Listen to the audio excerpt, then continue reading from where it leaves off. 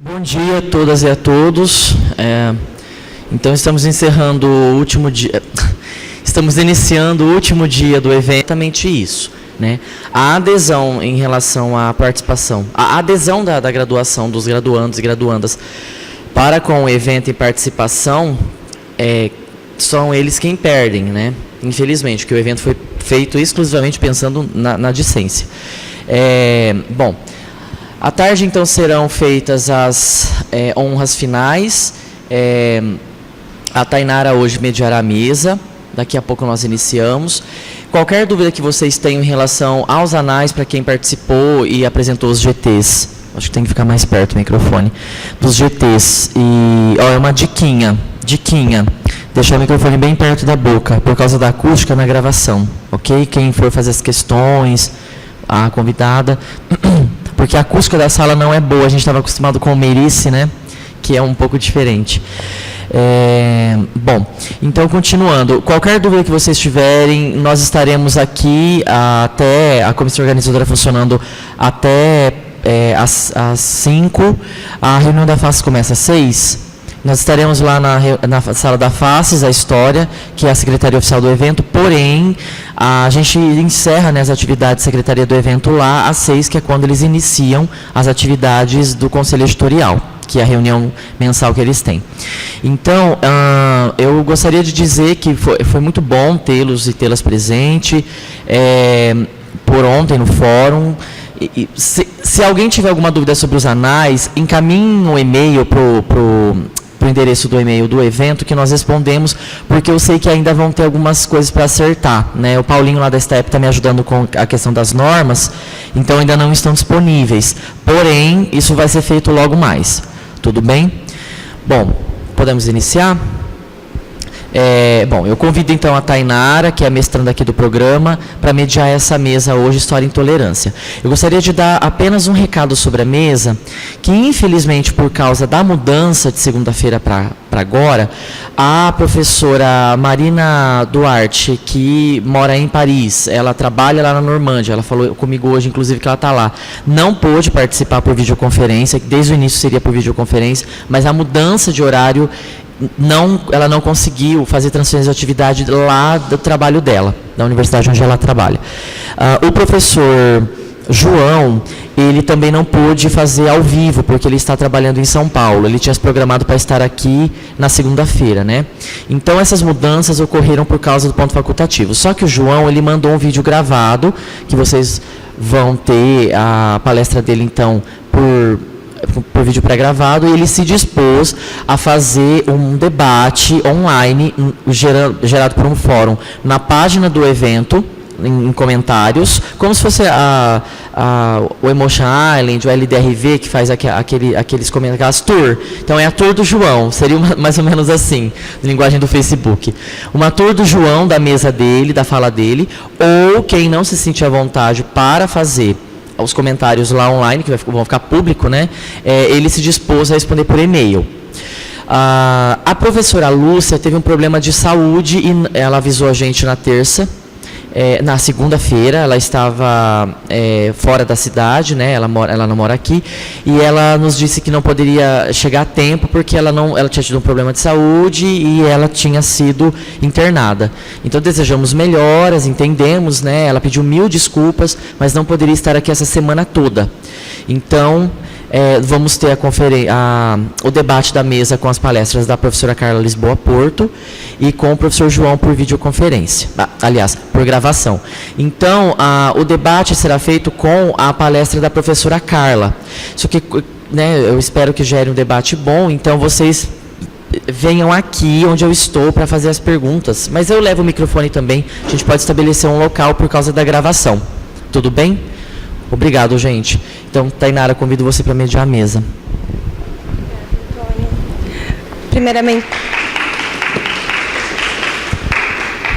Primeiramente, bom dia a todos. É com muita felicidade que nós damos início ao último dia do primeiro colóquio de História, os desafios do ensino e pesquisa em História no século XXI. O Antônio já deu uma prévia para nós a respeito dos pequenos contratempos que nós tivemos com alguns palestrantes. Eu vou apresentar para vocês a professora Carla, o professor João, e em seguida nós vamos assistir o vídeo que o João enviou, certo? Para depois termos a fala da Carla. Tá? Então, o João Arthur Siciliato Franzolin possui licenciatura em História pela Unesp de Assis, com projeto de iniciação científica às representações da Alemanha no jornal Correio da Manhã, de 1937 a 1942, mestrado pela mesma instituição com o trabalho Joaquim Nojosa e o jornal Meio-Dia, de 1939 a 1942. Em 2017, recebeu o título de doutor em História pela Europa Universidade de Flensburg, com o trabalho que está em alemão, obviamente eu não vou ler todo o nome para vocês, tá? Mas que trabalha o Die Wehrmacht, que é um jornal de publicação alemã, militar, certo? E foi publicado entre 1936 e 1944, e ele trabalha nessa pesquisa as reportagens de guerra nela presentes a respeito das tropas do eixo e dos aliados. O trabalho foi orientado pelo professor Dr. Gerhard Paul, professor sênior da Europa Universidade de Flensburg. O João tem experiência na área de História Contemporânea, atuando principalmente nos temas História e Propaganda e História e Cultura Visual. Carla Lisboa Porto, doutora em História Social, foi bolsista pela FAPESP e pela Universidade Estadual Júlio de Mesquita Filhos, Campos de Assis, com o trabalho Os Locais de Sociabilidade e as Práticas Sociais dos Internos do Asilo Colônia Aimorés, de 1945 a 1962. Licenciada em História pela Universidade do Sagrado Coração, mestre em História Social, bolsista CAPES, pela Unesp de Assis, com o trabalho A Mulher Malandra e a Popular nas Percepções de Ismael Silva e do jornal Correio da Manhã, de 1930 a 1935, e graduada em Comunicação Social, com habilitação em Jornalismo pela Faculdade de Comunicação Social Casper Libero, com o trabalho Trilha Sonora para as Mulheres do Brasil. É integrante do Grupo de Estudos e Pesquisas Interdisciplinares sobre Cultura, Política e Sociabilidade, com certificação de CNPq desde março de 2005, cujos membros são pesquisadores credenciados pelo Programa de Pós-Graduação do Departamento de História da Unesp, Campos de Assis. Desenvolve pesquisas em História do Brasil, no período republicano, sobre os seguintes temas: História Oral e outras modalidades de escrita de si, Identidade e Questões de Gênero, Locais e Redes de Sociabilidade, Memória, Museologia e Patrimônio Museológico, Música e Cultura Popular. Atualmente é professora convidada do Programa de Pós-Graduação em História, Cultura e Poder, onde ministra a disciplina África e História Afro-Brasileira na Universidade do Sagrado Coração, na cidade de Bauru. Eu vou pedir primeiro para o Leonardo poder passar o vídeo do João para a gente, por favor, e depois eu convido a Carla para compor a mesa. Obrigada. Pessoal, muito boa tarde para vocês. Aqui, pelo menos em São Paulo, é tarde, agora enquanto eu faço esse vídeo. Boa noite para vocês. Eu não sei se esse vídeo vai ser passado à noite para vocês, mas não tem problema. Deixa eu me apresentar. Meu nome é João Arthur Franzolin. Eu sou doutor em História pela Universidade de Flensburg, né? Desculpe não estar pessoalmente com vocês, essa conferência é muito importante aí que o pessoal organizou com tanto carinho, né? E eu, inclusive, fico chateado de não estar aí para vocês, mas por motivos profissionais eu fui obrigado, então, a, infelizmente, só poder conversar com vocês por meio dessa gravação. Bom, sem mais delongas, porque a gente tem pouco tempo, eu vou então apresentar para vocês aqui Criando o Inimigo Judeu, Estereótipos Antissemitas na Propaganda Visual Nazista, de 1933 a 1945. Né? Vamos dizer que eu fiz um apanhado de tudo que eu li e pesquisei até agora a respeito da propaganda nazista relacionada aos judeus. Né? E, portanto, eu decidi então fazer esse vídeo para poder fazer para vocês aqui, para vocês terem uma noção de como foi criado a ideia do judeu e como isso levou ao extermínio deles, né? Do inimigo judeu, digo, né? No sentido daquele livro do Jeffrey Herf, né? Que escreveu a respeito dessa construção. Eu começo então aqui esse meu PowerPoint, que o pessoal vai reproduzir para vocês aí, com alguns excertos do Mein Kampf, né? O livro escrito pelo Hitler enquanto esteve na prisão, em 1925, em que ele faz, então, algumas considerações a respeito dos judeus. Obviamente que eles vão apresentar para vocês, para que vocês possam ler o PowerPoint. Então, a primeira ideia aqui é Hitler quando ele encontra com um judeu, né, do do leste europeu, na cidade de Viena, quando ele era ainda jovem, e a partir daí ele já reproduz um tipo de estereótipo que já existia na Idade Média e que ele traz então para os tempos atuais, que é a história, que é a ideia do judeu, enfim, que usava um caftan longo, ou seja, aquela roupa a própria que eles usavam, e também tinha os longos cachos pretos que vocês vão ver aqui, que aparece no excerto que eu trouxe para vocês. E ao mesmo tempo, ele diz o seguinte, né, que essa é a parte a mais interessante aqui da construção que ele faz logo de cara, antes dele ser, por assim dizer, o chefe do Estado alemão e se tornar, enfim, o ditador nazista, né? Ele diz que ele sentia náuseas ante esses indivíduos que se vestiam de kaftan. Ele disse que eles tinham as roupas sujas, que eles tinham uma aparência acovardada, né? E também eles seriam repugnantes não só fisicamente, como psicologicamente, ou seja, que tudo nesse mundo teria um judeu, vamos dizer assim, atuando maquiavelicamente por trás, de forma a destruir tudo que fosse construído de, por assim dizer, bom, né? Ou seja, você percebe no próprio discurso do Hitler a própria forma maniqueísta de se pensar o mundo, que vai aparecer muitas vezes na propaganda nazista, ou seja, que é uma forma de que você tem o bem e você tem o mal, né? Os nazistas seriam, então, eles se consideravam o bem, tentando livrar do mundo um mal, que seria, então, portanto, os judeus. Óbvio que isso, né, essa construção essa construção visual nazista vai ocorrer de forma gradativa, né? Eles não começam, enfim, utilizando certos temas de propaganda. E eu acho que, antes de tudo, muitas pessoas têm a noção, imaginam que o nazismo ele já inicia criando, enfim, você já tinha uma ideia própria visual do que deveria ser, enfim, como os judeus deveriam ser representados, né? Obviamente que as coisas não funcionavam bem assim. Eles foram paulatinamente criando, enfim, essa forma. Quando os nazistas tomam o poder em janeiro de 1933, ou Hitler torna-se chanceler da Alemanha, você ainda não tinha uma estratégia visual definida para isso, né? Na verdade, o único órgão nazista que se dedicava, a princípio, ao ataque brutal aos judeus era um jornal chamado Der Stürmer, é um jornal bastante agressivo, criado pelo Julius Streicher em Nuremberg, né? E era um jornal que era dedicado quase que exclusivamente, né, como vocês vão poder ver no slide, ao tema do antissemitismo. Eles, vamos dizer assim, se especializaram em fazer propaganda antissemita. Então eles falavam, e era tudo muito primário, uma coisa muito mal feita, por assim dizer, era muito agressivo e as pessoas não conseguiam ter muita empatia por essa forma de propaganda, né? Então existia a ideia de que os judeus eram obcecados, tinham certas perversões sexuais, e o jornal tentava amplificar isso, falava, olha, uma moça foi estuprada por um grupo de judeus em tal cidade, tentando enfim criar um ódio gratuito, a princípio, né, com isso.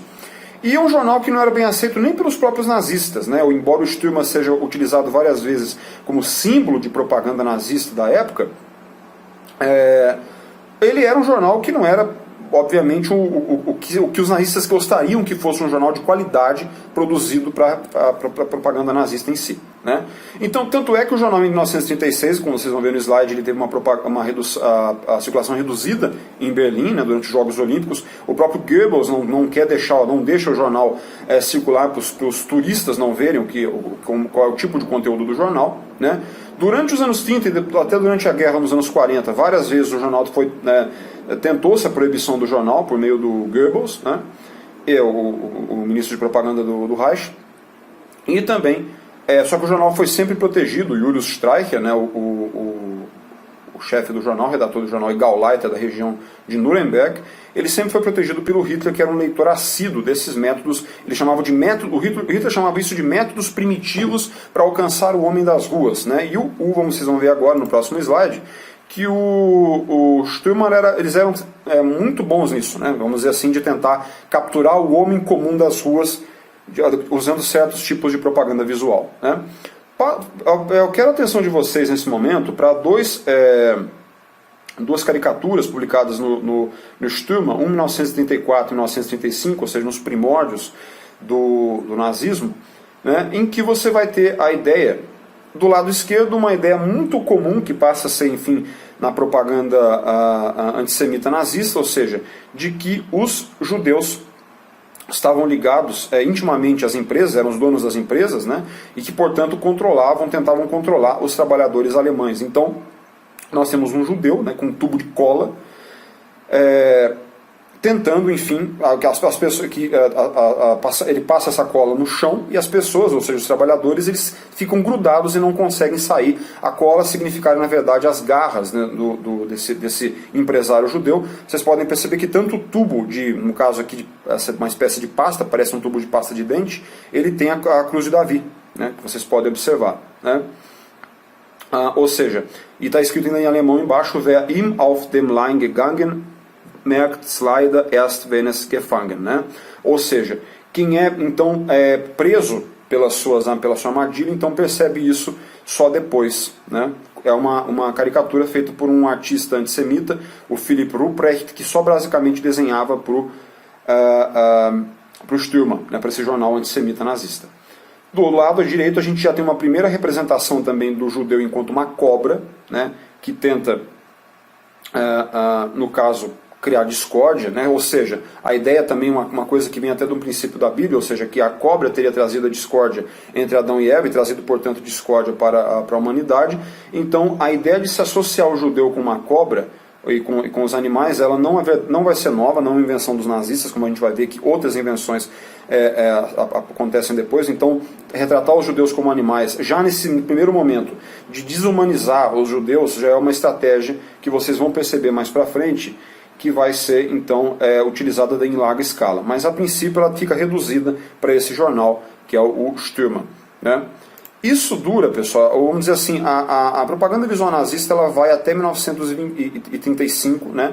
Basicamente, só o Stürmer vai produzindo propaganda antissemita, até que em 1935 a gente tem aqui agora, nesse gráfico aqui, nesse infográfico, a chamada Lei para a Proteção de Sangue e da Honra Alemãs, de 15 de setembro de 1935, chamada também de Leis de Nuremberg, né? Um conjunto de leis editadas, proclamadas pelo próprio Hitler em Nuremberg, no Congresso do Partido, onde ele vai dizer, então, quem era judeu e quem não era judeu, né? Então você tem o judeu e o ariano de um lado, vários tipos de mestiços, né? Mestiços de primeiro e segundo grau, dentro dessa tabela, e claro que, obviamente, a partir daí o Estado nazista se sente forte o suficiente. 1935 é o ano em que eles reorganizam a Reichswehr, né, o chamado exército alemão na Wehrmacht, né, o novo exército alemão, e eles decidem, então, portanto, fazer essa lei para poder, já que eles se sentem mais protegidos, a fim de conseguirem retirar completamente os judeus do convívio com as pessoas dentro do Reich alemão, dentro do território da Alemanha. Ao mesmo tempo em que já começam também, a própria Stürmer, né, o jornal, ele tinha uma editora, a editora do Stürmer, né, e começa, enfim, a um princípio, vamos dizer que a gente começa a ter ataques ainda mais pesados, né, contra os judeus. Principalmente começam a aparecer também esses ataques em livros didáticos. Vocês vão ver agora, até 1937, um livro de 1936 que eu trouxe para vocês, duas páginas dele, a página 38 e a página 40, né, que um livro didático, produzido por uma moça da juventude hitlerista chamada Elvira Bauer, e ela mostra, enfim, numa página, os professores e alunos judeus sendo expulsos de uma escola, né, e na outra figura você mostra, existe uma placa chamada Juden sind hier unerwünscht, ou seja, os judeus aqui não são bem-vindos, né? E mostra, enfim, alguns turistas judeus que são proibidos de ficarem próximos de uma região que tem um rio, uma praia, onde as pessoas estão pescando, estão se divertindo. Então, a ideia já aparece, inclusive em material didático, para as crianças, de que você tem que retirar os judeus da sociedade alemã, né? Repare, inclusive, que os judeus eles são mostrados aqui de forma bastante diferente dos supostos arianos, né? Das crianças e professores alemães, né? Eles têm cabelos escuros, eles têm rostos diferentes, né? Eles têm um nariz maior, o chamado nariz adunco. Os judeus eram propositalmente desenhados com esse nariz para dar um caráter mais grotesco a eles, né? E a mesma coisa acontece com os turistas que vocês veem então aqui na outra imagem.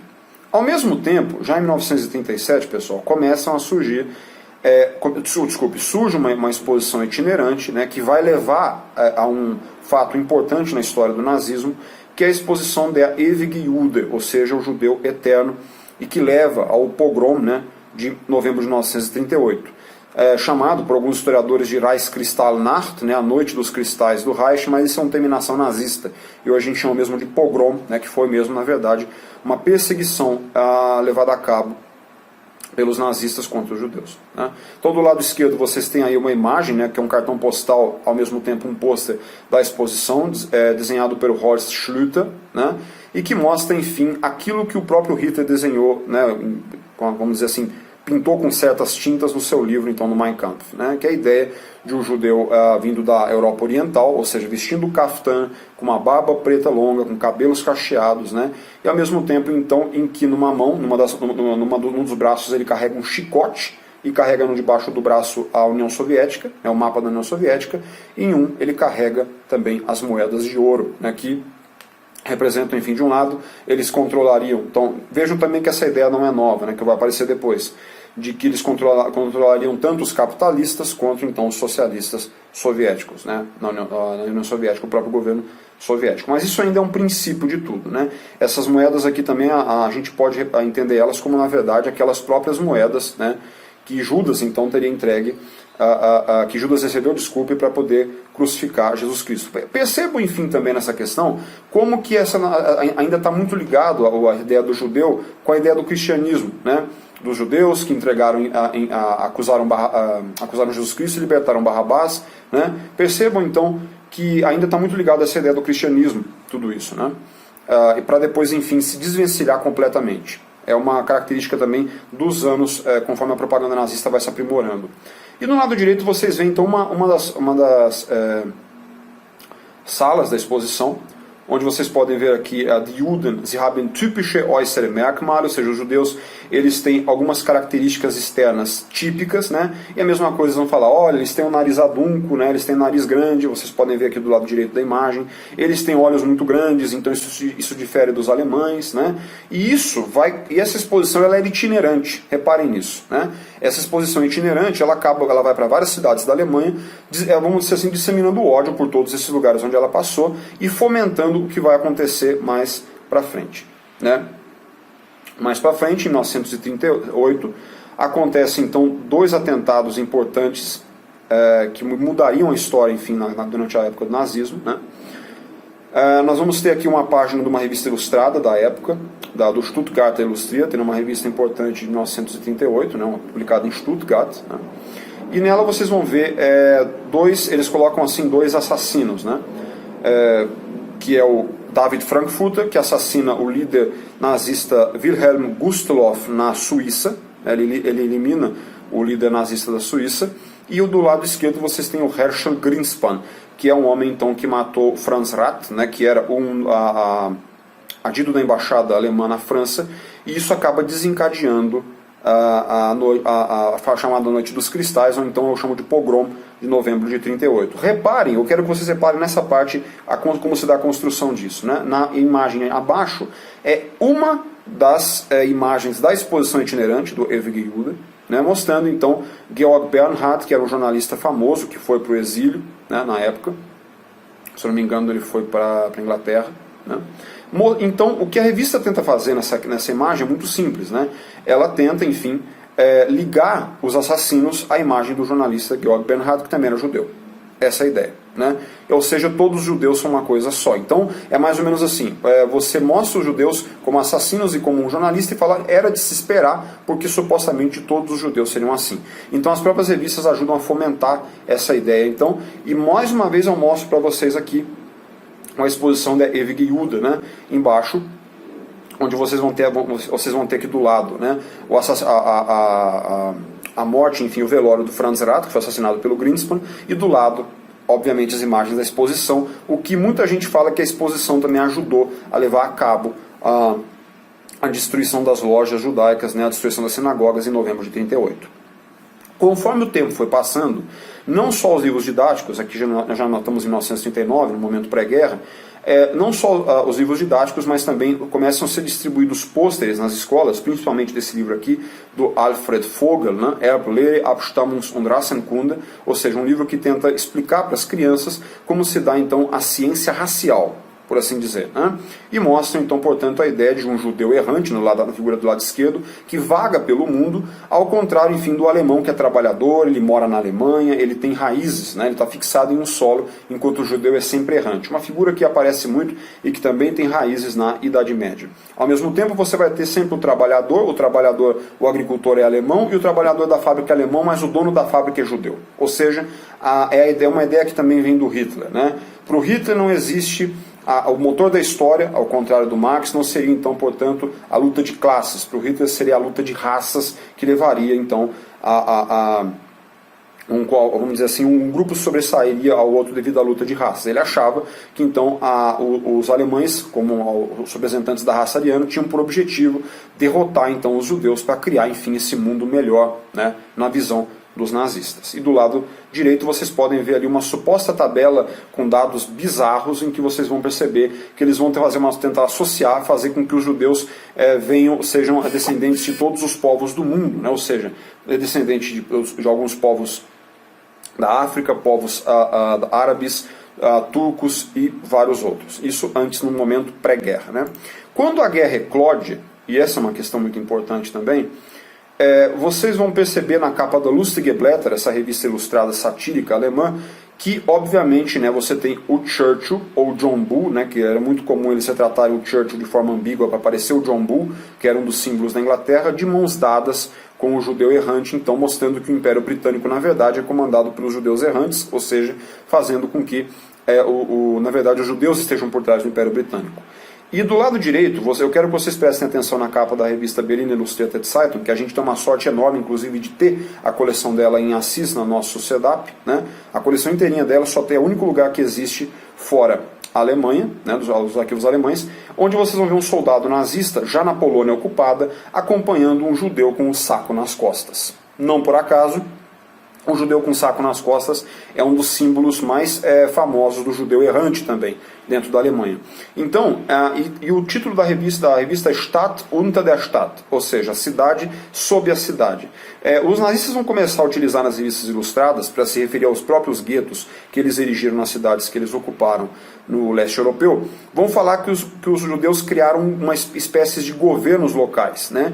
E, lembrando como os nazistas estavam lutando aqui contra vários governos, né, é nada mais justo, então, que a revista tratasse o governo judaico como o governo da Inglaterra, como o governo soviético, como o governo americano. Ou seja, o objetivo dos nazistas era derrotar esses governos. Não era diferente com o caso dos guetos, já que também era uma espécie de governo, né? Uma reflexão aqui que se encontra num livro bastante recente, escrito pela historiadora alemã Harriet Scharnberg, que está, enfim, na bibliografia, né, e que é uma das pesquisas mais recentes a respeito do tema, né?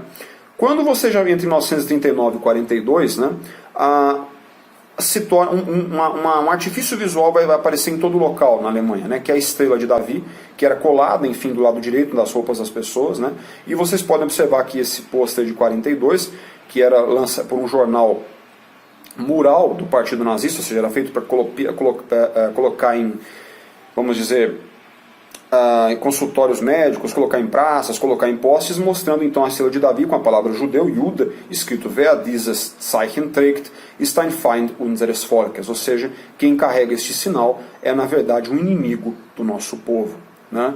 E isso então, esse tipo de pôster vai ser colocado em todo local, vai ser fixado em todo local, mostrando enfim que na verdade, né, as pessoas tinham que odiar e reconhecer, enfim, quem portasse tal símbolo, o que mostra enfim, é mais um estereótipo colocado para os judeus. Ou seja, todo judeu agora está identificado, ele vai ter sempre a estrela de Davi colada no peito, seja homem, seja mulher, seja criança. Quando eles invadem a União Soviética, e isso é uma questão interessante, né, os nazistas eles vão passar a associar, como já tinham feito antes, lá em 1937 com a exposição da Evge Juda, a ideia de você associar o stalinismo, né, ou seja, a própria figura do Stalin, como vocês podem ver nesse pôster aí, em 41, com o próprio diabo e com os judeus. Ou seja, a Rússia era a terra onde tudo era ruim, e falavam então, esse é um pôster colocado na Ucrânia, não é à toa que ele foi lançado na Ucrânia, pois era um local onde os soviéticos tinham baixa aprovação, né? o governo soviético nunca foi bem aceito pela população da Ucrânia, né? E por causa disso, então, eles resolveram produzir esse pôster especial que retrata, então, Stalin como um monstro, parecido com o diabo, que tira a máscara e, então, tem, portanto, a estrela de Davi na testa, mostrando que o governo soviético, na verdade, seria controlado, supostamente, pelos judeus. E do lado vocês vão ter mais uma imagem do Sturm, uma imagem bastante carregada, pesada, em que o chamado Soviet Judeia, ou seja, a judiaria soviética, ou seja, mostrando então que os supostos comissários soviéticos eram na verdade judeus, que eles causavam toda a desgraça do Estado soviético, e logicamente a culpa era deles, né? Eles que supostamente então fariam tudo, mostrando mais uma vez que o Estado soviético está na verdade refém das mãos dos judeus, né? Nesse tipo de visão de mundo dos nazistas. Ao mesmo tempo, nos Estados Unidos, um homem chamado Nathan Kaufman, esse é o nome dele, né? Ele lança então na verdade um livro chamado German Must Perish, em 1941. Essa é uma questão bastante interessante nos Estados Unidos. E ele era uma pessoa, ele era um homem, um judeu.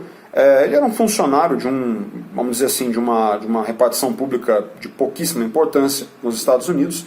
E nesse livro que ele lança, chamado Germany Must Perish, ele diz, na verdade, que a população alemã deveria ser completamente exterminada, o que é algo bastante bizarro, e obviamente que a propaganda nazista passou a utilizar o Kaufmann como sendo, então, falava, olha, o Kaufmann está ligado ao governo dos Estados Unidos, ele está ligado ao Roosevelt, ou seja, o governo dos Estados Unidos tem como plano exterminar a população alemã. Em 1941, numa época, por assim dizer, os alemães lançam esse livro, né, o objetivo de guerra da plutocracia mundial, plutocracia então um governo dos ricos, um governo que os judeus controlariam, né, falando então como se na verdade o governo dos Estados Unidos tivesse como objetivo exterminar a população alemã, quando na verdade em 1941 os próprios alemães estavam exterminando a população judaica já na Rússia, né, fazendo o chamado Holocausto feito à bala, ou seja, os grupos da SS que exterminavam indiscriminadamente a população local na Rússia. Ao mesmo tempo, vocês vão ter aqui uma outra imagem do livro, né, mostrando o prefeito de Nova York, né, Fiorello LaGuardia, comendo, por assim dizer, né, comendo com modos horríveis, assim, ao mesmo tempo em que um habitante de Nova York passava fome nas ruas, ou seja, então, na verdade, os nazistas falavam, tá vendo? Isso que ocorre quando, na verdade, um judeu governa um país, né? Não demora muito, né, com o passar dos anos e com o andamento da guerra. Reparem que isso ocorre principalmente já quando ele já vai entrando em 1942, quando vai ocorrer então Auschwitz, quando vai ter todo esse problema das câmaras de gás e vai se iniciar então o extermínio maciço dos judeus. Eles começam então, os nazistas, e começam a perder a guerra, eles começam então a cristalizar tudo em uma coisa só. Então eles criam, vocês vão ver aqui nessa outra imagem do Parola der Woche, eles fazem um esquema bizarro para tentar falar, olha, na verdade, os judeus controlam tanto o governo dos Estados Unidos quanto o governo da Inglaterra e a União Soviética, ou seja, na verdade é uma coisa só. A gente está em guerra com o mundo todo, porque o mundo todo é controlado pelos judeus. Então essa é a noção final que os nazistas chegam. Não é porque na verdade eles atacaram todo mundo, rasgaram e romperam tratados, não. Todos são controlados pelos judeus, menos a gente. Óbvio que os judeus vão tentar destruir a gente. E eles passam a acreditar nisso piamente. Vários pôsteres vão ser publicados até 1944 baseados nessa ideia, como por exemplo esse do Bruno Henrich, né, que é chamado Atrás das Potências Inimigas do Judeu, né, que aparece um judeu, enfim, atrás das bandeiras dos países aliados, da União Soviética, da Inglaterra e dos Estados Unidos, e na própria Lustige Blätter, nessa revista ilustrada, né, satírica, você vai ter então o judeu sendo retratado como um polvo, ao mesmo tempo então em que ele está ligado aos Estados Unidos, à Inglaterra, né, ao mandarim chinês que lutava contra o Japão e também contra a União Soviética, falando que os judeus controlam basicamente todos que estão lutando contra nós, né? E, obviamente, conforme vai ficando cada vez pior a questão do extermínio dos judeus, principalmente em 41, 42, né? Na Polônia, por exemplo, são lançados pôsteres retratando os judeus como piolhos, né? E também causadores de febre maculosa, ou seja, tifo na Polônia ocupada. E no fronte sul são lançados pôsteres dizendo que os judeus eram ratos. E, como diz o pôster que eu tirei, né, do site PsyWarrior, lançado no fronte sul da União Soviética, onde se dizia: os judeus eles são como ratos, eles consomem o bem-estar do nosso povo. Expulsem os judeus dessa terra, pois esta é a única forma de acabar com sua estúpida doutrina. Ou seja, falando mais uma vez de que, na verdade, a União Soviética e o socialismo eram criação dos judeus. Por fim, pessoal, antes de eu terminar, vocês percebam então que a propaganda nazista vai ficando cada vez mais pesada, cada vez mais... lógico que já existiam certas questões, né, que vinham da Idade Média, como o Hitler falou, do próprio Mein Kampf, que está lá, a ideia do Kaftan, que ele, né, busca na Idade Média, mas essa questão do desenvolvimento dos judeus, então, para serem tratados como pragas, insetos, eles, então, isso acaba, então, acontecendo já, principalmente durante durante o extermínio, em 1942, principalmente, nos campos de concentração, quando se usa, inclusive, o Ciclone B para matar os judeus, lembrando que o Ciclone B, usado nos campos de concentração, era inicialmente utilizado como pesticida, né? Então, nada mais, vamos dizer assim, lógico para os nazistas fazer com que os judeus, então, fossem apresentados como pragas que tivessem que ser eliminados usando pesticida, né?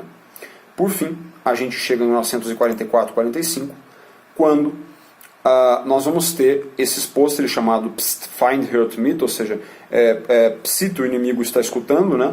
Mostrando, enfim, quando a Alemanha já estava basicamente coalhada de espiões de todos os lados, soviéticos, americanos e ingleses, né, que já tinham adentrado as fronteiras alemãs, e falava então uma ideia de uma propaganda que tentava motivar as pessoas a não falar nada, né, a não propagar boatos e não dizer informações importantes para que o esforço de guerra alemão, que nessa época já estava reduzido a quase nada, não fosse destruído, né.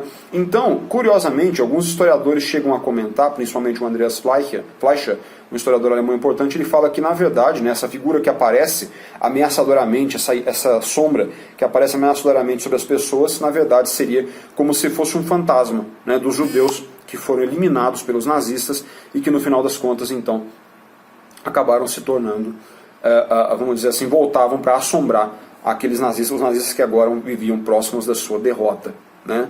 Então, e obviamente que essa figura é sempre apresentada, né, uma figura com um manto, né, usando sempre um casaco e com um chapéu na cabeça, ou seja, você não podia identificar. Então, no final das contas, eles diziam que, na verdade, a propaganda nazista perseguia, no final das contas, fantasmas, né? Não tinha mais, eles perderam completamente a noção do controle da realidade, né? E realmente a ideia de que todos os inimigos estavam controlados pelos judeus não passavam de uma mentira grotesca, sendo que, né, nem o governo dos Estados Unidos, nem o governo da Inglaterra e nem o governo soviético ali dentro, né? Tanto que os nomes que eles colocam no pôster do Parole der Woche, na verdade, não passam de, vamos dizer assim, algumas invenções grotescas da propaganda nazista. Eu deixei para vocês, então, aqui alguns livros no final, para quem quiser se aprofundar. Tem muita coisa em alemão, um pouco difícil, mas tem também algumas coisas em inglês que vale a pena ler, né? Infelizmente, a bibliografia sobre a propaganda nazista contra os judeus, acredite se você quiser, a propaganda visual, tem muita coisa ainda para ser vista, para ser pesquisada, né? E, enfim, é mais ou menos o que eu tinha aqui hoje para apresentar para vocês. Desculpe, eu acho que excedi em 5 minutos o meu tempo, mas de qualquer forma, muito obrigado pela atenção de vocês. Me enviem as perguntas depois, por favor, no fórum aqui do Congresso. Um agradecimento muito grande ao Antônio, a Tainara e todas as pessoas que se empenharam, enfim, para que eu pudesse fazer esse vídeo, para estar aqui com vocês, mesmo que virtualmente. Enfim, foi um prazer enorme e, obviamente, que espero numa próxima vez, numa próxima ocasião, estar com vocês pessoalmente. Agradeço, enfim, mais uma vez a atenção de vocês. Uma boa tarde e uma boa noite. Muito obrigado.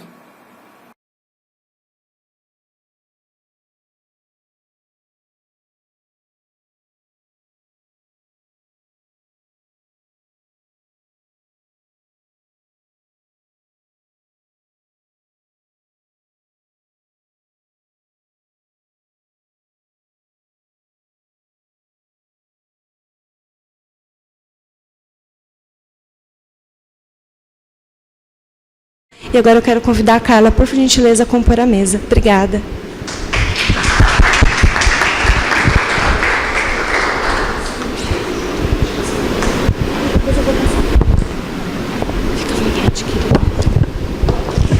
Bom dia, gente. Tudo bem com vocês? Então, tá bom. Eu gostaria de começar agradecendo o convite, né?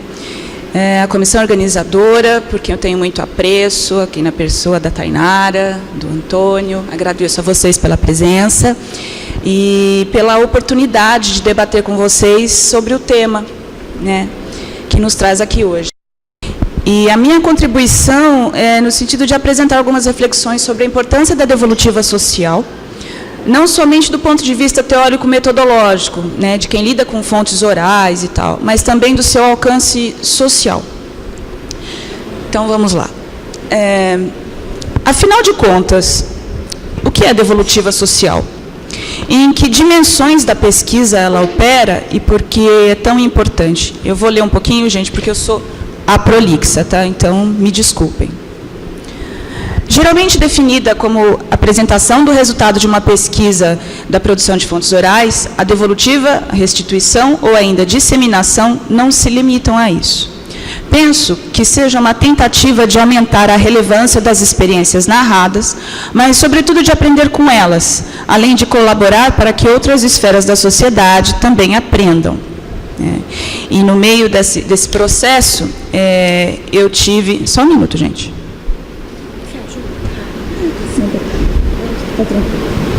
Pequenas adaptações. E nesse meio tempo a gente lida muito com a questão da identidade.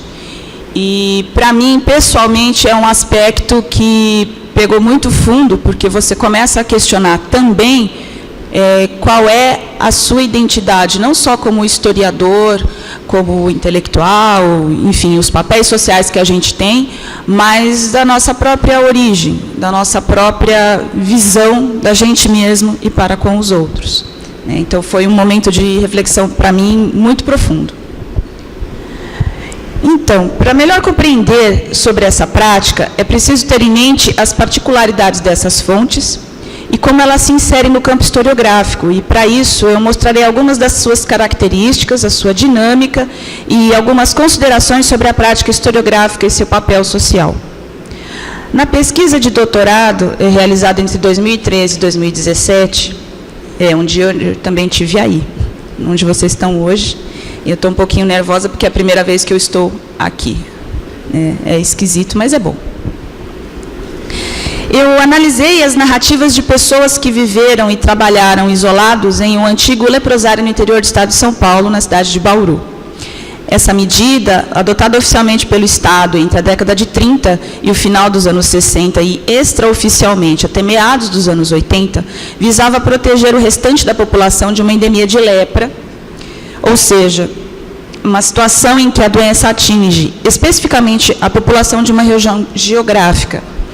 E durante a pesquisa eu pude ver muitas semelhanças com a fala do professor João, na medida que existe a construção de uma representação sobre o judeu, e eu pude perceber também, durante a pesquisa, a construção de uma representação negativa sobre essas pessoas, sobretudo porque a lepra ela tem essa questão do estigma milenar ligado à praga bíblica e tudo mais. Então, construiu-se uma identidade de que essas pessoas elas eram uma ameaça à sociedade sadia e que isso poderia prejudicar o nosso processo de modernização, e a gente está falando do período Vargas, então isso é uma fala muito forte nesse momento. E estar doente não colabora para o progresso do país até então. A gente não pode perder de vista que a mentalidade e o contexto em que a sociedade paulista vivia naquele momento, quando ainda não tinha o tratamento eficaz, vou precisar da sua ajuda, para combater a doença. Tampouco os mecanismos desenvolvidos para manter uma rede de instituições disciplinares por meio de uma estrutura médica, cujos procedimentos clínicos faziam parte desse mecanismo para o exercício do poder. Sob essa perspectiva, as discussões de Michel Foucault em A Microfísica do Poder oferecem subsídios teóricos importantes para compreender os usos dos espaços e do tempo sobre os indivíduos de modo a discipliná-los e subjugá-los. A partir desse contexto, pude identificar como as redes de sociabilidade formadas dentro de um espaço disciplinador possibilitaram a criação de táticas de sobrevivência e resistência, inclusive de subversão dos códigos disciplinares impostos aos então pacientes. Embora as narrativas dos entrevistados fossem individuais, elas contêm valores simbólicos e modos de discurso socialmente compartilhados. Além disso, configuram interpretações da realidade mediadas pelas relações de poder por meio de diferentes práticas criadas numa rede de relações e que são mediadas e permeadas por diferentes tensões, num tempo e local determinados. Transformadas ao longo do tempo, as práticas se reelaboram, se adaptam, ao mesmo tempo em que modificam as relações sociais e as sociabilidades. Ao estudar fontes orais, é inevitável lidar com as questões ligadas à construção de memória e seu papel social, como observa o Jacques Le Goff. Depois da defesa da tese, em 2017, o texto foi adaptado para um formato de livro publicado no ano passado. Assim que eu recebi os primeiros exemplares, entrei em contato novamente com os entrevistados ainda vivos, porque eles eram muito, muito velhinhos mesmo, para mostrar o resultado de nossos encontros e conversas. O uso dessa expressão no lugar de entrevista foi providencial para diminuir a resistência dessas pessoas, já bastante idosas, como eu havia dito. Esse artifício fez com que a desconfiança deles com relação ao povo da faculdade, entre aspas, também diminuísse, revelando antes mesmo da entrevista parte de seus elementos de identificação e de como essas pessoas enxergam os pesquisadores. Também revelam a experiência anterior em conceder entrevistas e, embora questionassem sobre o porquê de falar novamente sobre as suas memórias, eles não se recusaram em fazê-lo. Eles queriam ser ouvidos, não importando se, para eles, a narrativa fosse a mesma. Eu sabia de antemão que, para dissolver essa memória já cristalizada por meio do discurso, alguns goles de café doces ou água quente e uma prosa muito longa também me ajudariam. Minha tática de aproximação funcionou. Ao mesmo tempo em que me apresentava, falava do clima, de onde eu tinha vindo e qual a distância entre as duas localidades, ou ainda perguntava sobre alguém no porta-retratos, eu agradecia o café, mas ao mesmo tempo um vínculo começava a se construir. Vínculo que se aprofundou a cada encontro, o que fez com que alguns dos entrevistados ficassem ansiosos para ver o livro da Carla sobre a história da gente, como disse alguns deles.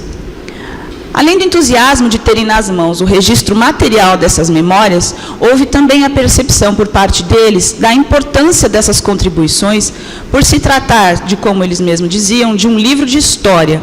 Algo importante, porque, como eles mesmos diziam, tem esse registro, essa importância de que vai ficar para as outras gerações e para que não se repita, né? Eles diziam muito isso. E tem até uma fala, vai ficar para as outras gerações saberem da gente e do que a gente passou. Esses indivíduos, estigmatizados e invisíveis para o restante da sociedade durante décadas, por causa de uma doença, falaram não porque eu lhes dei voz, mas para que pudessem ser ouvidos pela mesma sociedade da qual insistem ainda hoje em fazer parte. Em outras palavras, eles narraram sobre o passado porque existe a necessidade de mostrar uma perspectiva diversa sobre um fato histórico. Não apenas seu significado individual, particular, íntimo, mas também do seu impacto sobre a vida deles e suas relações sociais. Ao longo desse processo, eu pude observar que a história oral, além de ser uma ferramenta metodológica rica em possibilidades, apesar de suas limitações, constitui uma arte da escuta. Não por acaso, este é o título de um livro de Alessandro Portelli, publicado em 2016, no qual o autor baseia essa arte, né? Ele cria alguns princípios num conjunto de relações. O primeiro deles é a relação entre o entrevistado e entrevistador, que se dá por meio do diálogo. A segunda é a relação entre o tempo em que o diálogo acontece, o tempo da entrevista, o tempo discutido e o tempo em que ela está transcorrendo. Nós temos três temporalidades no mesmo ato. A relação entre a esfera pública e a privada, entre autobiografia e história, e entre, digamos, a história e as histórias, e a relação entre a oralidade da fonte e a escrita do escritor, do historiador.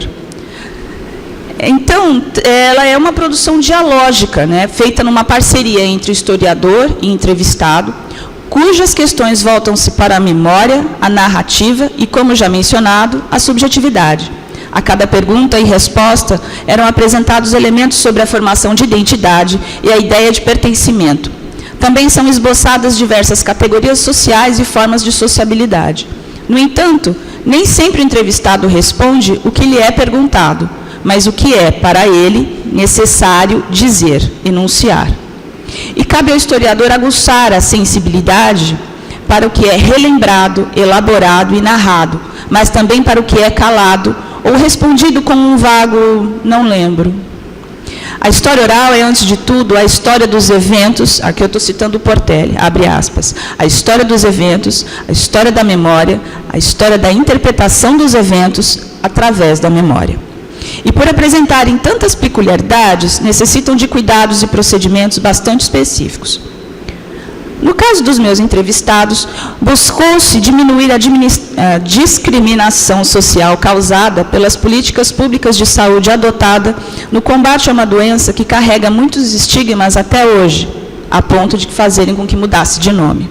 A exclusão social vivida pelas pessoas acometidas pelo mal de Hansen provocou uma série de sequelas e traumas, não só a eles, mas também aos seus descendentes. Portanto, cria espaços de visibilidade para amplificar essas vozes silenciadas. Também faz parte do trabalho do historiador. E é aí que a devolutiva social tem a sua importância. Particularmente no meu trabalho, foi a partir dela que algumas pessoas separadas de seus familiares, por causa do isolamento compulsório, me procuraram. Elas também desejavam contar as suas experiências de exclusão social, sofridas desde a infância, vivida em educandários ou casas de família, onde cuidavam dos afazeres domésticos, mas não era das próprias famílias, era de outras famílias. Desse modo, a exclusão social pode ser observada a partir de uma outra perspectiva, uma vez que esses traumas fazem parte de uma herança simbólica que ajudou a forjar o modo de vida desses indivíduos, suas dores, mas também as suas aspirações, valores e como veem a si mesmos e aos outros. Além da revolta e da indignação por terem sido privados do convívio familiar e do esgarçamento desses vínculos afetivos na vida adulta, os órfãos de pais vivos se ressentem pela invisibilidade histórica a que também foram submetidos por esses filhos de leprosos, entre aspas. Entretanto, a necessidade de falar sobre essas memórias nem sempre resultou em um registro gravado. E isso também é um indício importante. Além da dificuldade em registrar essas experiências, a recusa em gravar a entrevista também sinaliza o peso desse passado difícil, ou ainda o medo de torná-lo público. O impacto que permanece depois de tanto tempo e que se manifesta de diversas formas, inclusive por meio da expressão "lembro como se fosse hoje", ou pela recusa de estar diante de um gravador. Nesse processo de escuta, fui profundamente tocada pela fala de uma senhora que, apesar de contar detalhes sobre sua vida, sua infância no educandário, instituição para onde iam os filhos separados desses doentes, ela não quis gravar a entrevista. Aqui eu estou citando a pessoa com quem eu conversei. Eu só queria ter com quem falar sobre isso. Eu nunca contei para ninguém da minha família. Meus filhos nem sonham o que eu passei. Eles não acreditariam em mim. Essas e outras frases semelhantes me fizeram refletir sobre a importância de dar ouvidos a essas narrativas. Afinal, não somos nós, pesquisadores, quem damos voz a essas pessoas, porque são eles quem têm algo para nos contar. São eles é que foram silenciados, agredidos e invisibilizados.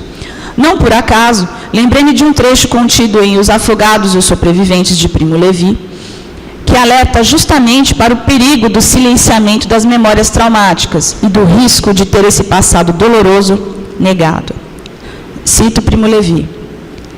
Seja por qual for o fim desta guerra, a guerra contra vocês nós já ganhamos. Ninguém restará para dar o testemunho, mas mesmo que alguém escape, o mundo não lhes dará crédito. Talvez haja suspeitas, discussões, investigação de historiadores, mas não haverá certezas, porque destruiremos todas as provas junto com vocês. E ainda que fiquem algumas provas e sobreviva alguém, as pessoas dirão que os fatos narrados são tão monstruosos que não merecem confiança. Dirão que são exageros da propaganda aliada e acreditarão em nós, que negaremos tudo, e não em vocês. Nós é que ditaremos a história dos lager, os campos de concentração. Com uma escuta atenta e sensível, é possível diminuir, ainda que parcial e momentaneamente, a invisibilidade imposta a essas pessoas. Forçados a silenciarem lembranças difíceis, os entrevistados precisam sentir-se seguros e aceitos por quem se dispõe a fazê-lo. É um caminho percorrido em parceria, mas que só é possível a partir da percepção de que eles serão realmente ouvidos. Somente por meio dessa disponibilidade, mas sem abrir mão dos instrumentos teórico-metodológicos para análise, é possível acessar a historicidade contida nessas memórias traumáticas. Essas narrativas são, ao mesmo tempo, processo e performance, uma vez que não é um discurso finalizado, pronto. Ele é construído, reelaborado e ressignificado a partir do presente. Além disso, é importante manter a oralidade dessas narrativas depois de transcritas e impressas no papel, porque a voz, que é o veículo da narrativa, preenche e é preenchida por significados. As pausas, as diferentes entonações, a voz embargada, as risadas e gestos, até mesmo a mudança brusca de assunto, tudo o que é verbalizado ou não, está impregnado de sentidos e não podem ser desconsiderados. Lidar com narrativas vindas de experiências difíceis, não são, quando não trágicas, exige cuidado e delicadeza para aquilo que muitas vezes não é fácil de ouvir. Ao mesmo tempo em que é importante estudar a conjuntura dos acontecimentos narrados, não se pode perder de vista o seu impacto sobre o indivíduo do gravador. Embora desejável, mas nem sempre possível, a devolutiva social é um aspecto importante da pesquisa em história oral, porque a partir dela, a importância dessas narrativas passa a ser reconhecidas. Ao apresentar o resultado de pesquisas dessa natureza, seja por meio de livros, textos, documentários ou quaisquer suportes, o aspecto simbólico também evidencia diferentes funções e sentidos. As diferentes questões presentes nessas narrativas também podem oferecer contribuições importantes para o debate público, e agora mencionarei algumas delas. E é importante que isso se faça nesse momento em que a universidade pública está sendo sucateada, né, em que a gente está aqui para fazer balbúrdia, a gente tem que dar ouvidos, mas a gente também tem que se fazer ouvir, a gente tem que fazer parte do debate público mais do que nunca. Então, eu vou citar algumas dessas questões que me foram surgindo. A divulgação dessas memórias pode auxiliar na discussão sobre a invisibilidade social de algumas doenças. Caso da tuberculose, da própria lepra, que teve seu nome mudado para hanseníase na década de 60, devido ao estigma ligado a ela, e mais recentemente a AIDS, indicando algumas permanências com relação às práticas da saúde pública com os doentes, com o corpo doente. Ainda que muitos acreditem que a hanseníase seja algo distante e superado, uma vez que existe um tratamento oferecido gratuitamente pelo SUS, e é importante frisar isso, o Brasil é, atualmente, o segundo país no mundo em número de casos. Esses dados, referentes ao ano passado, são fornecidos pela Organização Mundial de Saúde, ligadas à ONU. A hanseníase é uma doença que ela pode causar muitos traumas, e muitas vezes ela é associada à sujeira, à impureza, assim como no caso dos judeus, né? Inclusive, durante as entrevistas, eles faziam alusão a isso, né? O que a gente viveu é uma segunda Auschwitz. Então, esse estado de permanente desumanização era uma prática que não era tão isolada quanto a gente supunha, né? E faz parte de uma mentalidade que ameaça voltar e a gente tem que combater com todas as armas possíveis. É uma doença, a hanseníase. A intolerância também é, mas a hanseníase, no caso, ela traz sequelas, ela causa deformidades, manchas e incapacitações. Apesar dessas sequelas serem visíveis e muitas vezes causarem repulsa, ela é uma doença invisível do ponto de vista social. Atinge principalmente crianças, adolescentes e jovens. Elas podem deixar sequelas motoras e neurológicas graves, causadas algumas vezes pelo diagnóstico tardio. O silenciamento da doença, ainda hoje, também agrava drasticamente o quadro no âmbito da saúde pública, uma vez que a hanseníase foi incluída pelos órgãos mundiais de saúde na categoria de doença negligenciada. Ou seja, uma doença que é tratável, mas que, como não rende lucro, porque é conhecida, entre aspas, como doença de pobre, não vale a pena investir no tratamento atualmente, embora existam tratamentos bastante avançados. Esse talvez seja o dano social mais latente da doença, uma vez que muitos profissionais de saúde desconhecem ou têm dificuldade em estabelecer um diagnóstico. Numa outra perspectiva, essas narrativas podem propiciar um debate sobre a real eficácia da internação compulsória e da adoção de medidas semelhantes, inspiradas nas ideias eugênicas tão em voga na primeira metade do século passado. Um exemplo da permanência dessa mentalidade são as discussões em torno do isolamento de soropositivos, usuários de drogas ilícitas, doentes psiquiátricos, mesmo que em graus menos severos, ou ainda de pessoas cujos comportamentos são socialmente indesejáveis e, por isso, são considerados patológicos. Assim, Estado e sociedade promovem a manutenção dessas e outras comunidades de invisíveis, conduzindo-as novamente à exclusão social, cujos danos tendem a ser permanentes. Além destas questões, há também a reflexão sobre o processo de envelhecimento, uma vez que, dos 5 entrevistados durante a pesquisa, apenas um deles tinha menos de 80 anos. Numa sociedade em que a juventude é idolatrada, desejada, projetada e vendida sob diferentes formatos e procedimentos, envelhecer é considerado uma doença, mesmo quando se observa o crescimento da população com mais de 60 anos atualmente no país. Abordar e refletir sobre estes e outros aspectos do envelhecimento também fazem parte do ofício do historiador, sobretudo na atual conjuntura em que a relevância dos direitos humanos e da cidadania de pessoas em situação de vulnerabilidade social são questionadas. Antes de concluir, eu gostaria de ressaltar aqui, novamente, que vivemos um momento histórico particularmente grave, no qual a produção do conhecimento científico é tolhida, deslegitimada e desvalorizada. E, por isso, a nossa responsabilidade social aumenta.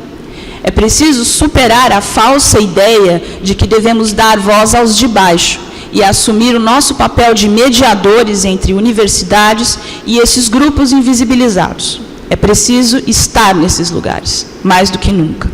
Ao mediar a produção dessas narrativas, considerando seus conflitos internos, suas performances narrativas e lutas por mais visibilidade dentro do debate público, é possível se distanciar de simplificações e reducionismos. Sabemos das dificuldades e desafios que esse comprometimento representa. Entretanto, o exercício da escuta pode proporcionar, além do crescimento intelectual do pesquisador, o fortalecimento emocional do entrevistado durante o processo de entrever e tecer narrativas. Ela não possui um caráter terapêutico, certamente, mas pode promover, no nível subjetivo, ganhos relevantes sobre a percepção do papel social de cada um, inclusive na reivindicação de direitos. Em tempos de revisionismos, negacionismos e pós-verdades, ouvir com respeito a trajetória do outro torna-se um ato político. Em outras palavras, ano passado eu morri, mas esse ano eu não morro. Obrigada.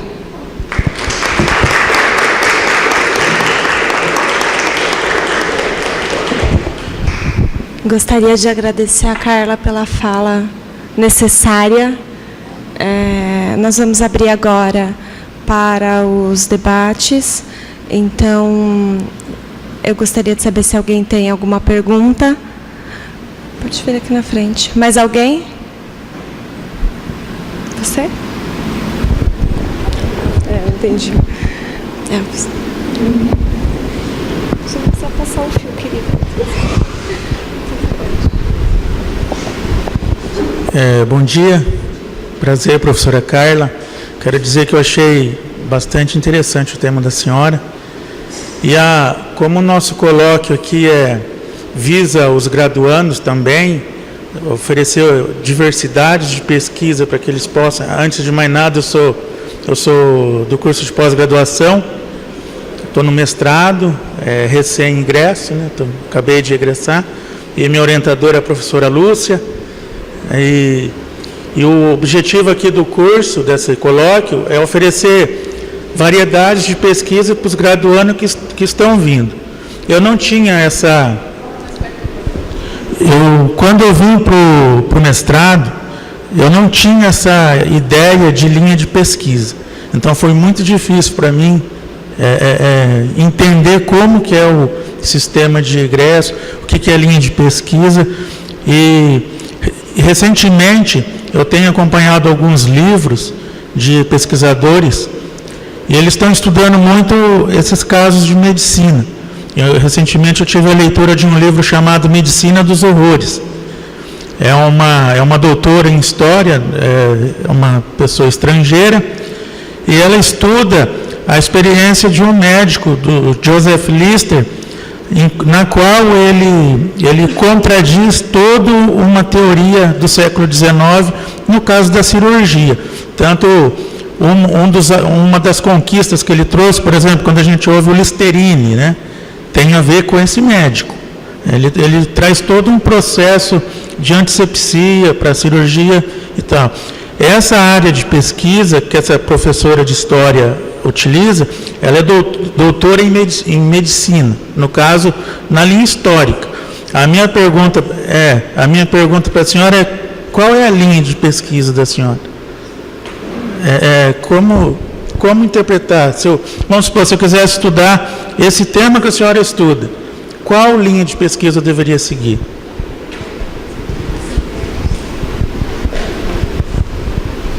Nós temos mais 2 questões, um bloco de 3 questões a Carla responde, depois nós faremos outros, se alguém ainda tiver alguma dúvida. Antônio.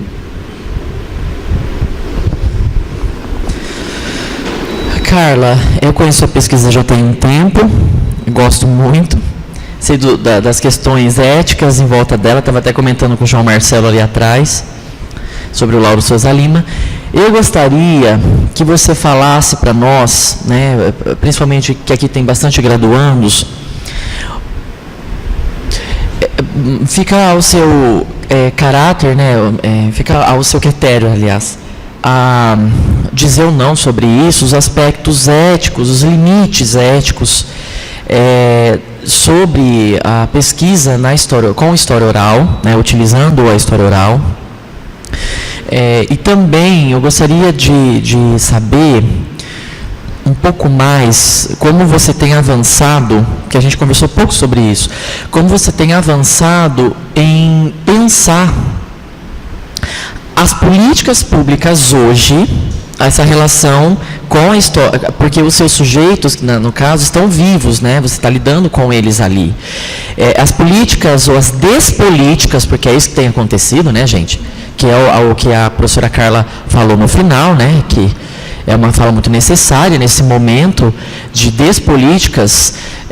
Despolíticas eu falo porque tem uma política, mas é completamente contraditória em relação a AIDS, a que você citou, a prevenção contra as ISTs de uma forma geral, que tem aumentado significativamente o contágio com sífilis. Até recentemente teve aqui a campanha do pessoal lá do GIPA, que eles sempre fazem uma campanha muito boa aqui em Assis. E, enfim, e a hanseníase, ela tem, eu tenho notado, é impressionante a quantidade de campanha que tem tido nos postos de saúde, que há muito tempo eu não via. Então, eu gostaria de saber como que você tem lidado com os seus sujeitos em relação, aí é uma questão política mesmo, minha pergunta, em relação ao atual governo, o que eles falam, como eles se colocam, esses sujeitos, em relação às, vou falar políticas, né, porque é o oficial, mas vocês entendem as problemáticas em torno disso, né? Quais são ou deveriam ser essas políticas? Como eles notam isso, né? Como que eles veem isso historicamente dizendo, né? Já que há uma diferença muito grande de como tem sido visto a saúde pública, principalmente essas doenças, né? Que poderia tratar como doenças de caráter histórico, né, porque tem uma relação social, isso, uma carga social histórica muito grande, né? Enfim, essa é a questão. Eu não sei, eu me enrolei, foi claro?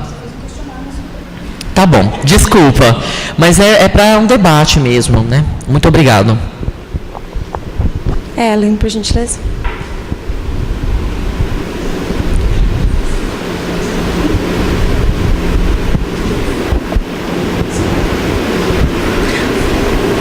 Bom dia, pessoal. Bom dia, professora Carla. Como assim? Eu me lembro da sua defesa de mestrado. Foi extremamente apaixonante. Você se emocionou.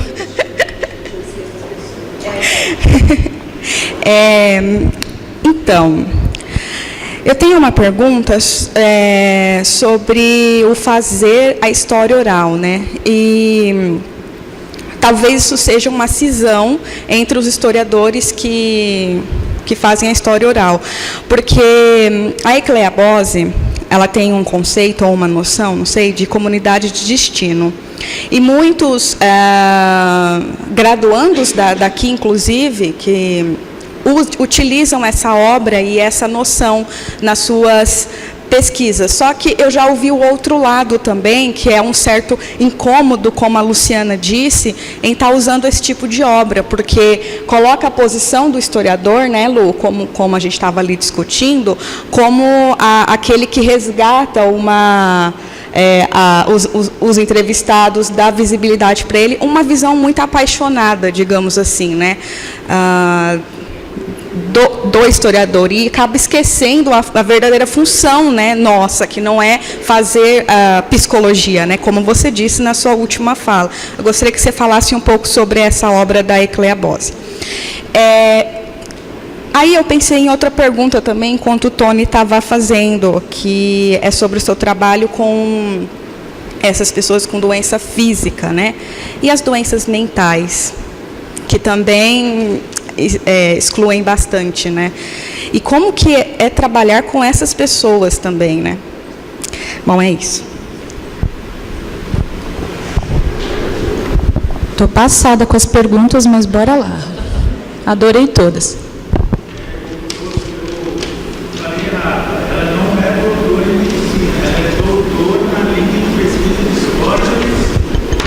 Vou começar pela tua, que eu acho que é a menos complicada.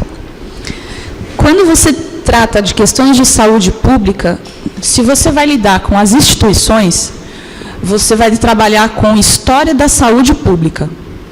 Quando você lida com sujeitos que usufruem dessa rede de serviços, que não é tratamento, né, gente, é serviço. Aí você lida com a história social. O meu doutorado foi defendido aqui na linha de cultura, e é um trabalho de história social, porque dentro da literatura sobre o tema, existem uma série de pesquisas sobre as instituições. Os médicos, os fundadores, os diretores, as políticas públicas e o desenvolvimento de pesquisa em torno dessas doenças. Então, assim, existe uma linha que lida com essas pesquisas como produção social. E aí já está na área de história da ciência, né? Existe um certo... Eu torço um pouco o nariz por isso, porque eu acho que tudo está dentro de um social, né? No aspecto de científico, de saúde ou da ausência dela, enfim, como considerar alguém saudável muda ao longo do tempo. Então, a gente está imbuído aí, né, de vários modos de enxergar isso. Eu prefiro sempre não, é muito feio isso, investigar, me debruçar sobre os sujeitos. Porque se não tem doente, se não tem uma pessoa, que ela não é só doente, ela é uma pessoa, um indivíduo, não tem hospital, não tem instituição, não tem para que a instituição existir, não tem porquê. Então, eu sempre adotei essa perspectiva de quem é o doente, quem está por trás desse número de prontuário, quem é essa pessoa, o que ela pensa de ter perdido a sua humanidade para se tornar um número de prontuário. Porque essas pessoas que eu entrevistei, em alguma medida, elas se mencionavam uns aos outros pelo número, não pelo nome. Isso é uma coisa que me chocou profundamente. Né? Assim, o apagamento dessas pessoas não começa nem no nível da memória, não é nem sobre lembrar-se dessa experiência. A partir do momento que elas entraram lá, elas deixaram de ser indivíduos, deixaram de ser pais, mães de família. Muitos até mudaram de nome para não prejudicar as famílias, mas era sobretudo o número de prontuário. Então você tem a despersonalização das pessoas. Então eu não sei se eu respondi a sua pergunta. Para lidar com as questões ligadas a instituições, aí você tem o programa da Fiocruz no Rio de Janeiro, você tem a própria UF também lida com essas questões de história da saúde pública. Né? No caso dos indivíduos ou dos doentes, até o referencial teórico é diferente. Eu escolhi trabalhar com os indivíduos. Certo? Beleza. Vamos lá. Sobre ética. É uma longa história.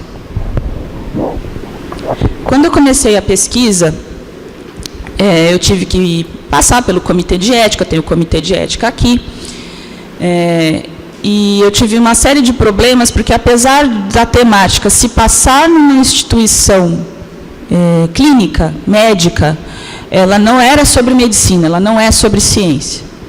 Mas eu tive que submeter o trabalho ao comitê de ética que lida com questões de saúde.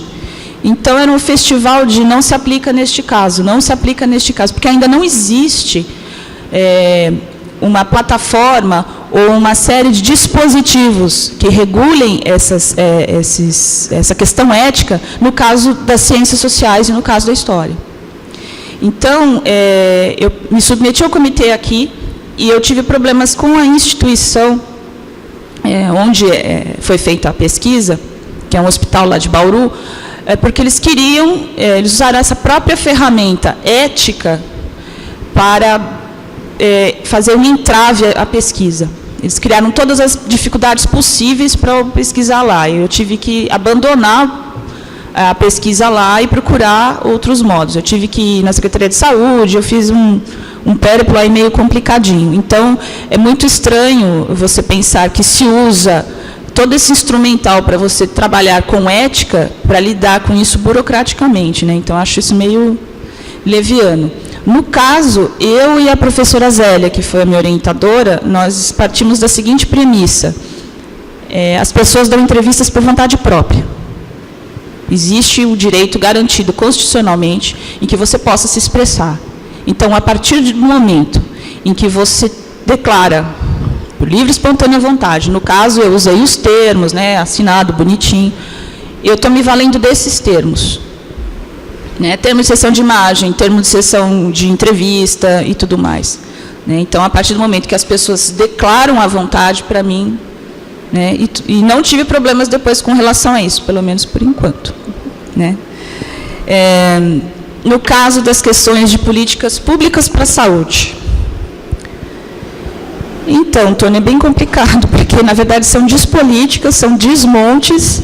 Né? No caso dessas políticas públicas hoje para a saúde, não à toa a hanseníase está no quadro de doenças negligenciadas. E a definição da Fiocruz para doenças negligenciadas, são doenças que são possíveis de tratamento, mas que ainda não existe um protocolo de procedimentos necessários para a erradicação. Traduzindo isso para o português, não nos interessa erradicar essa doença. Não nos interessa erradicar a AIDS, não nos interessa erradicar a hanseníase ou quaisquer outras doenças de pobre. Exatamente essa a denominação que eles adotam. A hanseníase é tratada hoje em dia com polioquimioterapia. Existem notícias de que os bacilos, porque é uma bactéria, né, estão cada vez mais resistentes e as indústrias farmacêuticas estão assim, o que a gente faz com isso? A gente tem como tratar, mas como o SUS fornece o tratamento gratuito e a gente não vai lucrar com isso, então deixa para lá. É mais ou menos isso o que eu tenho para dizer sobre. Eu acredito que isso não seja muito diferente nas outras doenças negligenciadas, e aí no caso, que não é o caso da AIDS, mas acredito que no caso da AIDS é um pouco particular, porque tem uma série de outras, né, discussões aí. Mas eu creio que a mentalidade seja exatamente essa de ver a saúde das pessoas como um negócio. Aliás, a não saúde, que se você é saudável, você não precisa de medicamento, né? Com relação ao crescimento das campanhas de hanseníase, ela se deve a uma série de pressões dos movimentos sociais ligados à doença, por causa do crescimento de incidência desses casos entre crianças, particularmente crianças de entre 5 e 10 anos. E apesar da baixo grau de contágio, por não ter as necessidades mínimas sanitárias garantidas, o índice de contágio aumenta. Essas campanhas estão aumentando porque algumas ONGs ligadas aos interesses dessas pessoas que foram atingidas pela doença fizeram uma série de denúncias e mobilizações junto ao Ministério Público, junto à Organização Mundial de Saúde e à ONU, para que alguma medida fosse tomada.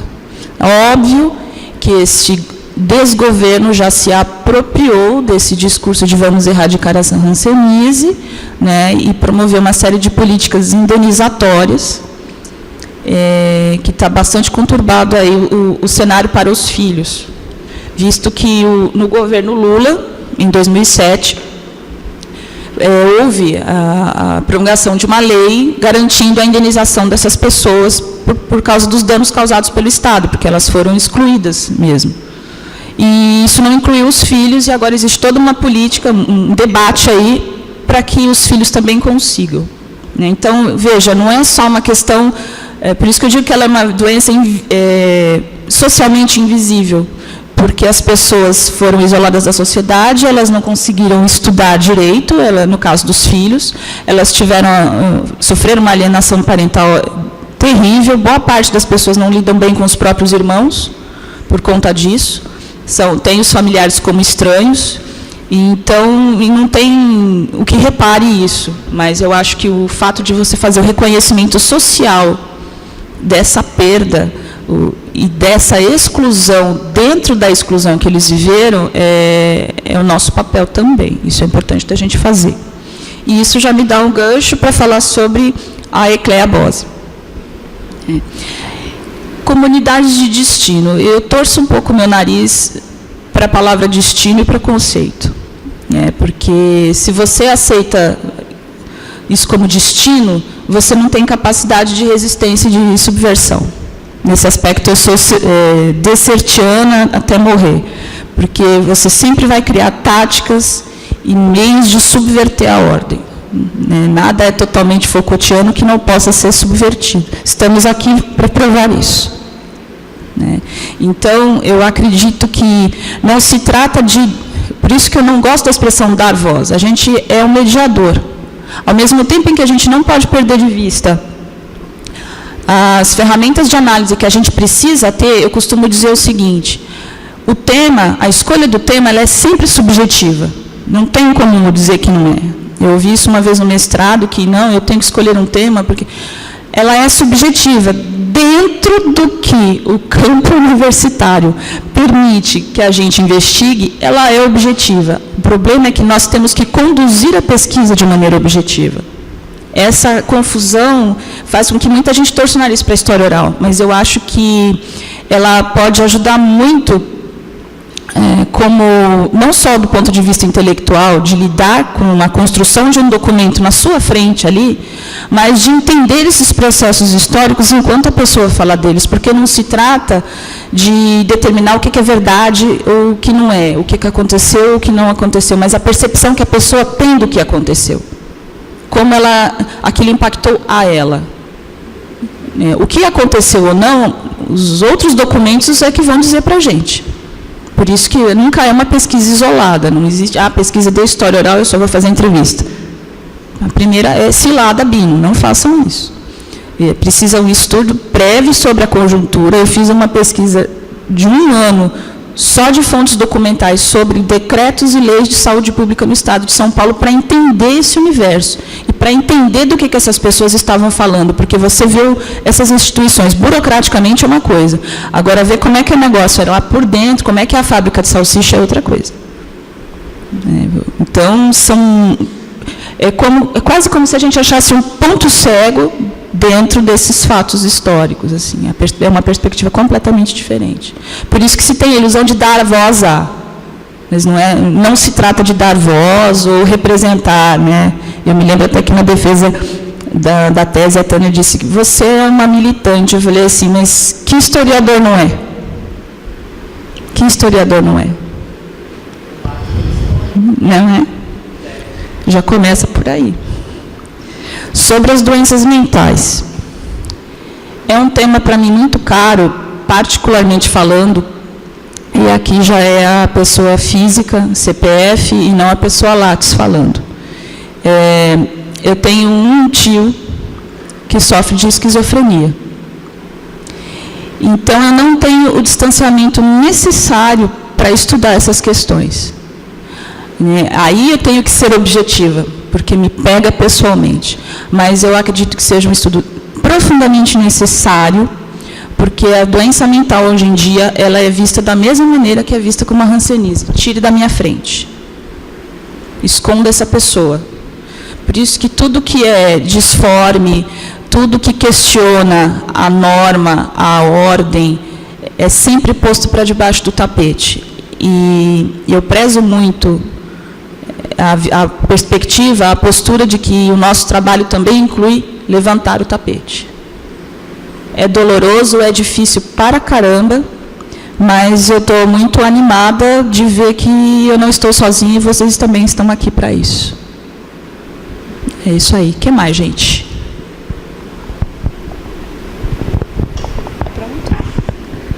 Nós vamos abrir agora o segundo bloco de perguntas. Alguém tem mais alguma dúvida? Não? Não? Posso encerrar? Eu agradeço, então, a fala da Carla. Muito obrigada por essa aula. Acho que foi para todo mundo uma aula mesmo. Agradeço a paciência de vocês e queria deixar registrado, vou falar, o e-mail do João Franzolin. Como ele não pôde estar presente, nós vamos disponibilizar a discussão no fórum do evento do Facebook, e se alguém quiser entrar em contato diretamente com o João, esse é o e-mail, tá? Fiquem à vontade para sanar as dúvidas que vocês tiverem, ou pelo fórum no Facebook, no nosso evento, ou pelo e-mail diretamente com o João, que se disponibilizou a isso. Tá? Eu agradeço mais uma vez a Carla, agradeço a todos vocês, deixo o nosso agradecimento registrado ao João, mesmo que ele não esteja presente, pela disponibilidade em gravar o vídeo e ser tão solícito de uma forma tão rápida, e convido a todos a participar da continuidade do evento na parte da tarde. Dito isso, dá por encerrada a mesa redonda. Tenham todos uma ótima tarde. Obrigada.